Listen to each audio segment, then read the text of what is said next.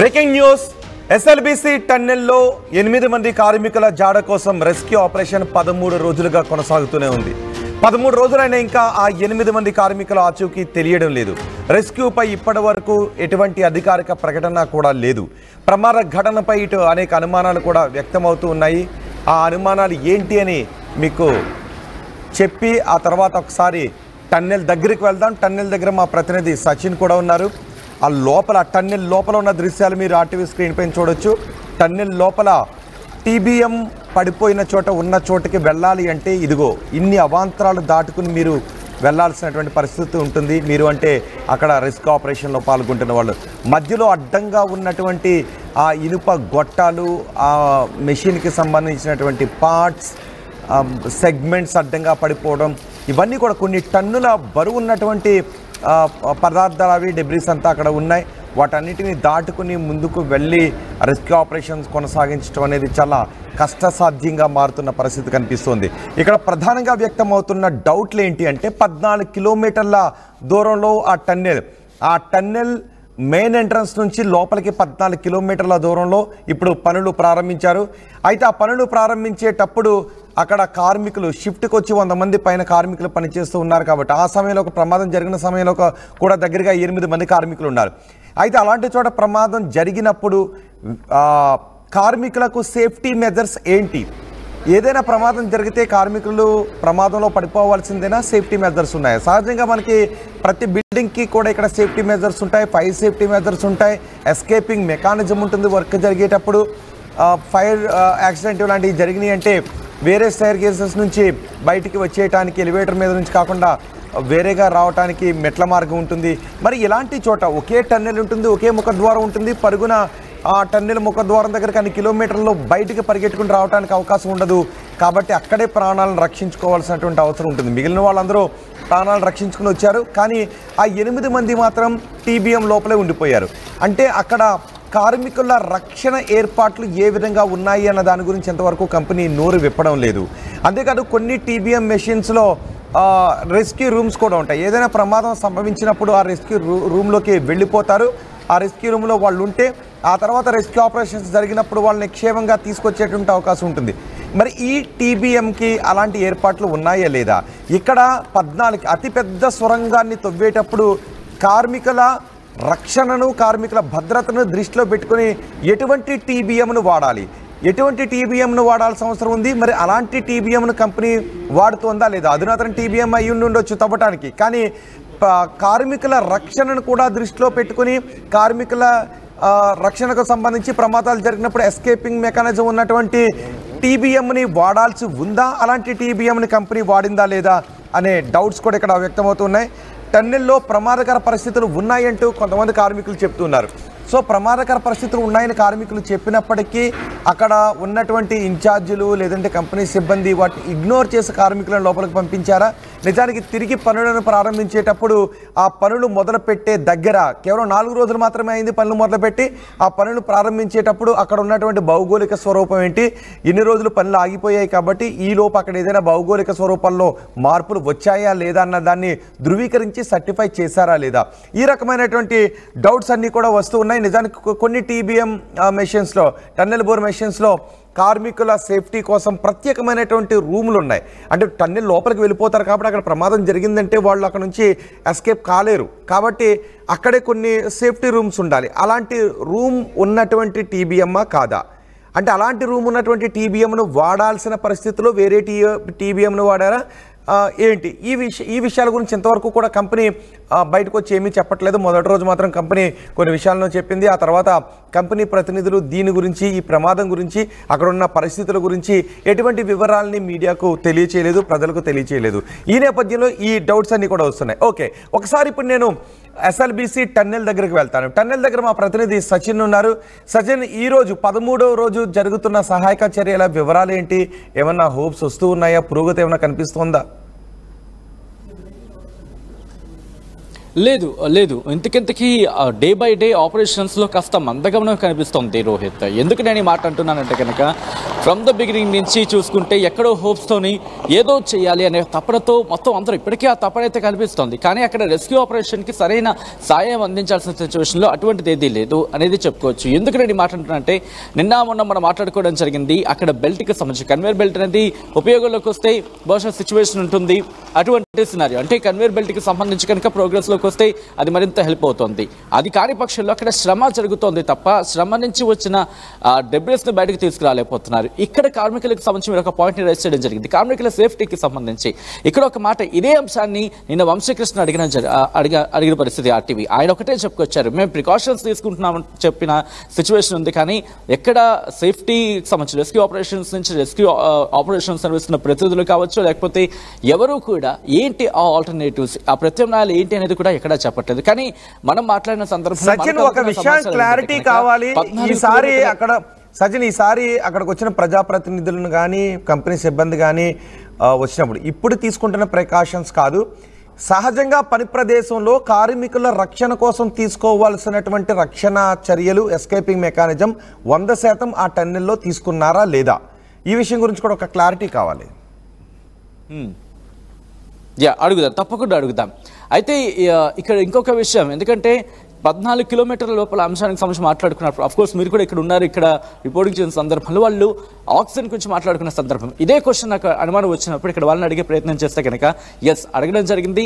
వాళ్ళు చెబుతున్న మాట ఏంటంటే కనుక లోపలికి వెళ్ళిన తర్వాత అత్యవసరం కనుక ఎమర్జెన్సీ కనుక ఏర్పడితే వాళ్ళకి ఆక్సిజన్ అందించేందుకు ఆక్సిజన్ సిలిండర్స్ ని సిద్ధంగా ఉంచారు అనేది మాత్రం మనకు అందుతున్న సమాచారం. కార్మికుల విషయానికి వచ్చినప్పుడు అది ఏ స్థాయిలో ఉంది ఎంత మొత్తంలో ఉందనేది అక్కడ వరకు వెళ్లే సిచ్యువేషన్ లేదు.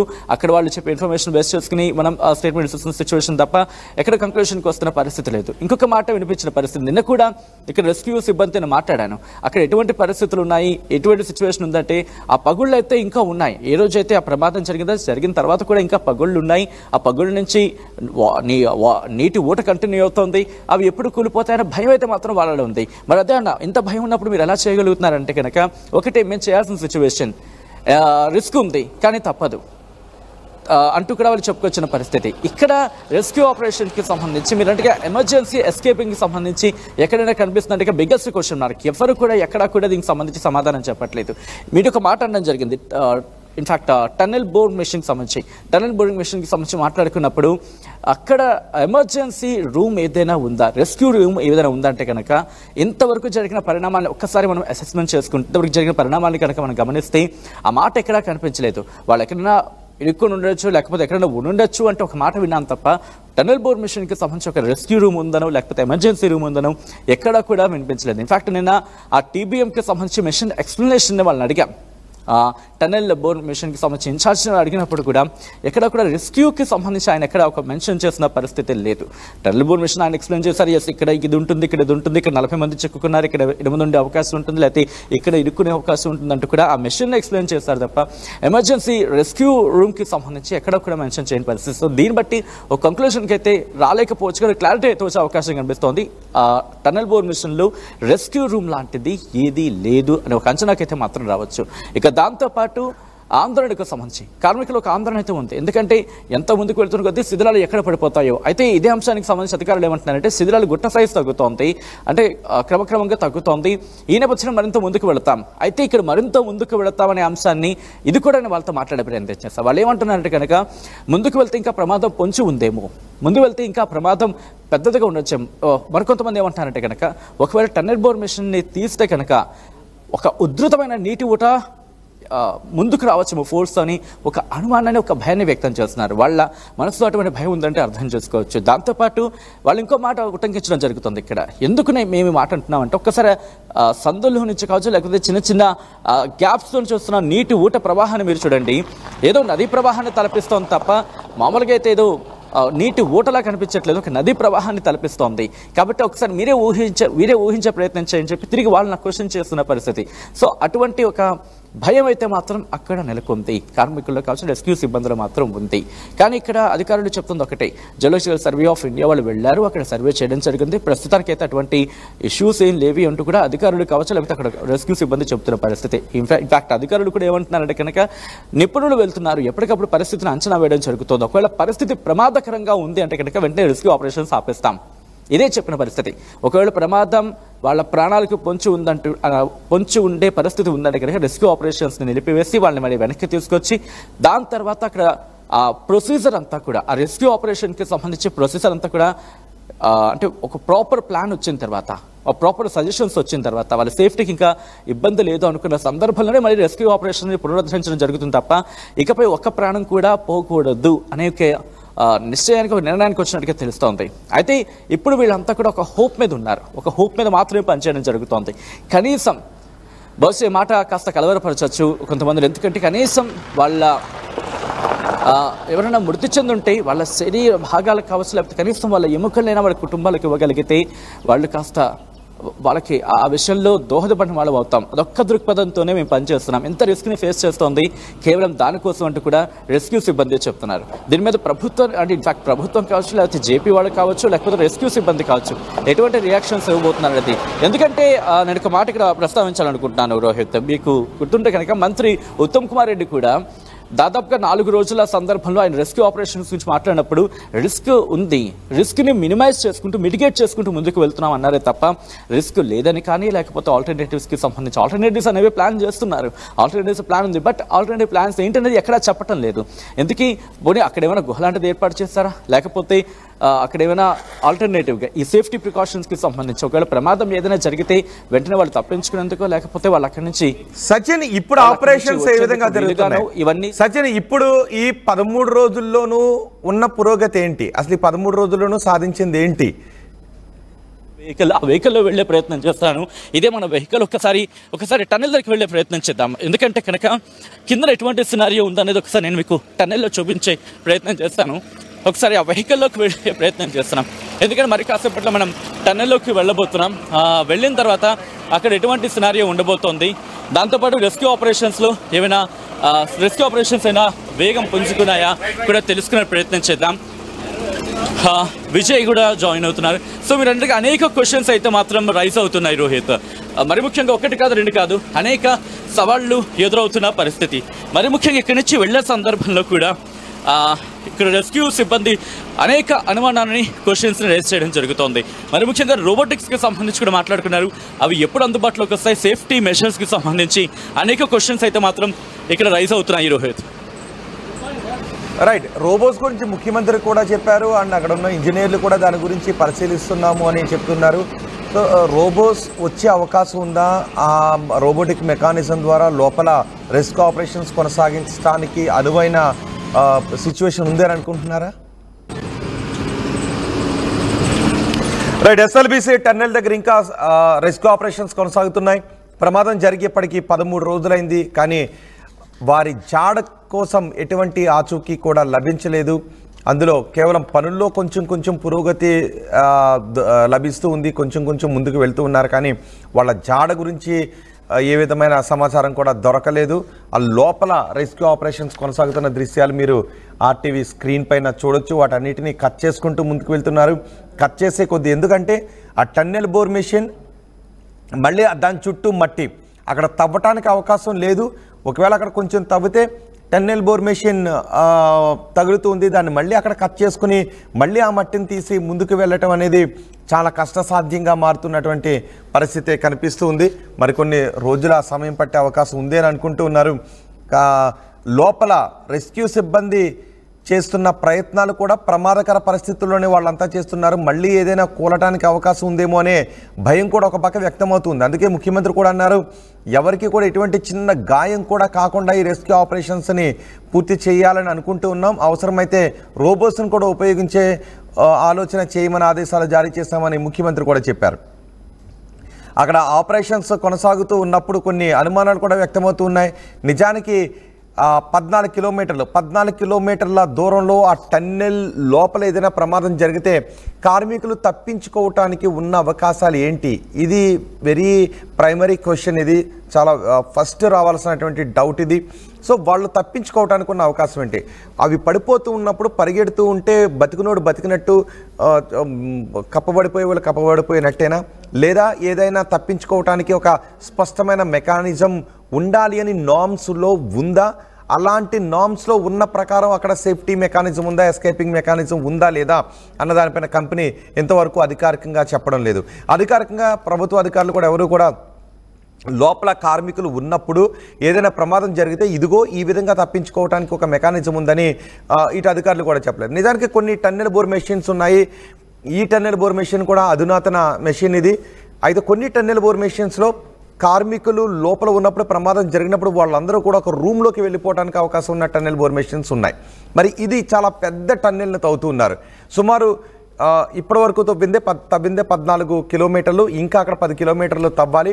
అంటే 24 కిలోమీటర్ల దూరం టన్నెల్ తవ్వేటప్పుడు ఎటువంటి టన్నెల్ బోర్ మెషిన్ ఉపయోగించాలి, ఎటువంటి సేఫ్టీ మెకానిజం ఉన్న టన్నెల్ బోర్ మెషిన్ ఉపయోగించాలి? అలాంటి టన్నెల్ బోర్ మెషిన్నే ఉపయోగిస్తున్నారా, లేదంటే ఎక్కడైనా కాంప్రమైజ్ అయ్యారా? కార్మికుల రక్షణ చర్యలు తీసుకోవాల్సిన విషయంలో కంపెనీ ఎక్కడైనా కాంప్రమైజ్ అయ్యిందా అనే డౌట్స్ కూడా వస్తున్నాయి. చాలా రోజులైంది కాబట్టి పనులు ప్రారంభించి మళ్ళీ ఇప్పుడు ప్రారంభించారు కాబట్టి ఆ కొండల్లో కొనల్లో ఆ భౌగోళిక స్వరూపాల్లో ఏదైనా మార్పులు సంభవించాయి అనే విషయానికి సంబంధించి పనులు ప్రారంభించేటప్పుడు ఎటువంటి పరిశోధన చేశారు అనే విషయాలపై కూడా కొన్ని అనుమానాలు వ్యక్తమవుతున్నాయి. లోపలికి వెళ్ళిన కార్మికులు అక్కడ ప్రమాదకరంగా ఉంది, వాటర్ కారుతూ ఉంది, కొన్ని బీటలు వస్తూ ఉన్నాయి అని చెప్పినప్పుడు తక్షణం తీసుకోవాల్సిన చర్యల విషయంలో అక్కడ ఉన్న ఇన్ఛార్జీలు కానీ ఇంజనీర్లు కానీ ఏదైనా అలసత్వం వహించారా అనే విషయంపై కూడా చాలా డౌట్లు వస్తూ ఉన్నాయి. వీటి గురించి కంపెనీ కానీ అధికారులు కానీ ఎటువంటి వివరాలు చెప్పలేదు. కేవలం ఇప్పటివరకు చెబుతున్నది రెస్క్యూ ఆపరేషన్స్ గురించి మాత్రమే చెప్తూ ఉన్నారు. కానీ అసలు ప్రమాదం జరిగినప్పుడు కార్మికులు ప్రమాదం నుంచి బయటపడటానికి ఉన్న అవకాశాలు ఏంటి, ప్రమాదం జరిగినప్పుడు కార్మికులు రక్షింపబడటానికి ఉన్నటువంటి చర్యలు ఏంటి, ఆ 14 కిలోమీటర్ల దూరంలో కార్మికుల కోసం ఉన్న భద్రతాపరమైన ఏర్పాట్లు ఏంటి అనే విషయం గురించి మాట్లాడట్లేదు. కేవలం ఆ టన్నెల్ బోర్ మెషిన్ కాస్ట్ ఎంత, ఆ టన్నెల్ బోర్ మెషిన్ పొడవెంత, ఆ టన్నెల్ బోర్ మెషిన్ బరువెంత, వీటి గురించి మాట్లాడుతున్నారు. ఇప్పుడు జరుగుతున్న రెస్క్యూ ఆపరేషన్స్ గురించి మాట్లాడుతున్నారు. ఆ బోర్ మెషిన్ పనిచేస్తూ ఉన్నప్పుడు అక్కడ కార్మికులకు ఉన్న సేఫ్టీ మెజర్స్ ఏంటి అన్న దాని గురించి ఇంతవరకు కంపెనీ ఎటువంటి ప్రకటన చేయలేదు. దాని గురించి కూడా పెద్ద ఎత్తున చర్చ జరుగుతూ ఉంది. రైట్, మా ప్రతినిధి సచిన్ కూడా అక్కడే ఉన్నారు. సచిన్, ఇప్పటి వరకు సాధించిన పురోగతి ఏంటి? ఇంతవరకు ఒకటే పురోగతికి సంబంధించి మాట్లాడుకుంటే ఆ టీబీఎంకి సంబంధించి రేర్ పార్ట్ దగ్గర అంటే ఫ్రంట్ పార్ట్ దగ్గరికి ఇక 2-3 రోజుల్లో వెళ్తామంటూ కూడా అధికారులు చెప్తున్న పరిస్థితి. దానికి సంబంధించి దాని తర్వాత కీలకమైన అడుగుపడే అవకాశం ఉన్నట్టు కూడా తెలుస్తోంది. మరి ముఖ్యంగా మీరు అన్నట్టుగా పురోగతికి సంబంధించి రోజు రోజుకి దగ్గరికి వెళ్ళడమే. మరి ముఖ్యంగా ఆ పురోగతికి సాధించిన క్రమంలో నీటి ఊట అక్కడ ప్లేస్ని మళ్ళీ ఫిలప్ చేసేస్తోంది. ఎంత తవ్వినప్పటికీ కూడా నీటి ఊటతో అక్కడ నిండిపోతుంది. కానీ వాళ్ళు ఒకటే చెప్పడం జరుగుతుంది, టీబీఎం మిషన్కి సంబంధించి పనులు అంటే డిస్మాంటిల్ అంటే దాన్ని ముక్కలుగా చేసి దాన్ని డిస్మాంటిల్ చేసి బయటకు తీసుకొచ్చే క్రమంలో డిస్మాంటిల్ అయితే మాత్రం త్వరగా జరుగుతోంది. ముందు భాగానికి వెళ్ళే అవకాశం చాలా త్వరలోనే ఉండే అవకాశం ఉంది అంటే అక్కడ వాళ్ళ చర్చ జరుగుతోంది రోహిత్. సో ఈ నేపథ్యంలోనే రెస్క్యూ ఆపరేషన్స్ పురోగతి సాధించిందంటూ కూడా వాళ్ళు చెప్తున్నప్పటికీ కూడా ఆ ప్రోగ్రెస్ అనేది అంతగా కనిపించడం లేదు అనే ఒక చర్చ కూడా జోరందుకుంటుంది. ఎందుకంటే కనుక అక్కడ అవరోధాలు ఎక్కువ అవుతున్నాయి. ఒకసారి నేను మీకు చూపించే ప్రయత్నం చేస్తాను, ఒకసారి వెళ్ళి చూసే ప్రయత్నం చేద్దాం. వాళ్ళు చెబుతున్న ఆ బెల్ట్కి సంబంధించి స్టార్ట్ అయిందా లేదా అనేది ఒకసారి మనం చూసే ప్రయత్నం చేద్దాం.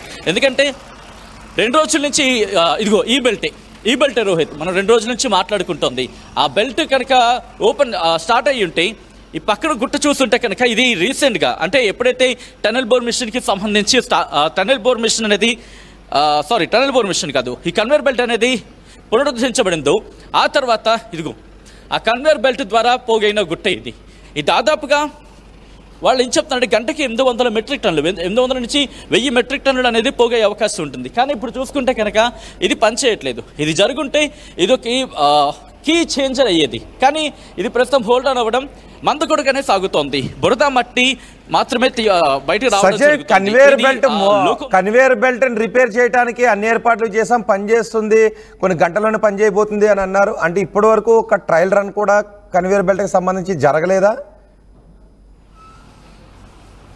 అయింది, ట్రయల్ రన్ మాత్రం జరిగింది. బట్ అదంతా సక్సెస్ఫుల్ కాదనే చెప్పుకోవాలి. ఎందుకని నేను అంత మాట అంటున్నానంటే కనుక ఇదంతా కూడా మీరు చూస్తే ఈ పోగైందంతా కూడా ట్రయల్లో వచ్చింది, ట్రయల్ రన్లో వచ్చింది. ఆ తర్వాత మొరాయించింది మళ్ళీ ట్రయల్ రన్లో సక్సెస్ అయిన సిచ్యువేషన్ ఇదంతా కూడా. ఎందుకంటే అంతకు ముందు వరకు ఈ బెల్ట్ పొజిషన్ ఇటువైపు ఉండింది రోహిత్, అది అటువైపు చేంజ్ అయిన తర్వాత ఈ పోగైందంతా దాదాపుగా ఒకసారి నేను హైట్ కంపారిజన్లో చూపించే ప్రయత్నం చేస్తాను. ఇదిగోండి మీరు చూడొచ్చు, నా హైట్కి డబుల్ ఉంది. డబుల్ పోగైన సిచ్యువేషన్ అంటే అర్థం చేసుకోవచ్చు. దీనికి ఈక్వల్గా ఉంది. ఇది కూడా అంతా మట్టి ఏమంటారు రాయి పొడి, ఇదే బురదగా మారిపోతుంది అక్కడ. వన్స్ ఆ కన్వేయర్ బెల్ట్ అనేది స్టార్ట్ అయితే కనుక ఇది ప్రెసెంట్ మాన్యువల్గా తీయాల్సిన అవసరం ఉండదు. దాంతోపాటు లోకోమోటివ్స్కి సంబంధించి ఆ టీబీఎం మెషిన్స్ పార్ట్స్ని బయటకు తీసుకురావడం జరుగుతుంది. ఆ టీబీఎం మెషిన్స్ లోకోమోటివ్ ద్వారా బయటకు వచ్చేస్తే కనుక మాన్యువల్గా ఇది అంటే మాన్యువల్గా కాదు, ఈ మరి ముఖ్యంగా ఇది దాదాపుగా 13.5 కిలోమీటర్ల వరకు ఉంది ఈ బెల్ట్. ఒకవేళ ఇది కూడా స్టార్ట్ అయిపోతే కనుక ఈజీ అవుతుంది. ఈజీ ఇన్ మీన్స్ ఆఫ్ అక్కడ వర్క్కి సంబంధించి ఆ తవ్వే కార్యక్రమాలు కావచ్చు, లేకపోతే ఎన్డీఆర్ఎఫ్కి సంబంధించి ఆ డిస్మాంటిల్ కావచ్చు. ఇప్పుడు ఏమవుతుందంటే కనుక ఎన్డీఆర్ఎఫ్ బృందాలు చేతులతో మోసుకొని రావాల్సి ఉంటుంది. చాలా బాధాకరమని చెప్పుకోవాలి. ఎందుకు అంత మాట అనడం జరుగుతుందంటే వాళ్ళు అక్కడే చెప్పడం జరుగుతుంది, ఒక్కొక్కటి 100 కేజీలు 150 కేజీలు ఉంటాయి. అఫ్కోర్స్ మేము మోస్తాం, అఫ్కోర్స్ మేము చేస్తాం, కానీ అది ఎంతవరకు సాధ్యం, ఎంతవరకు చేతులతో మోయగలం? ఎందుకంటే అదే పని కనుక మెషిన్స్ చేస్తే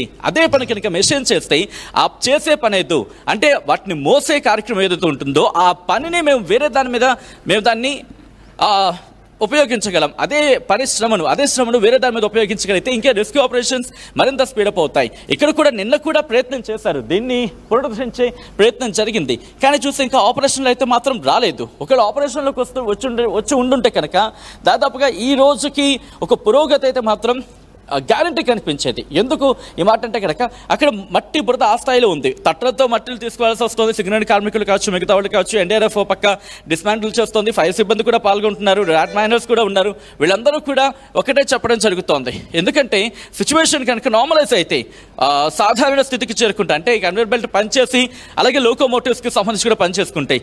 ఇక్కడ లోకోమోటివ్స్ని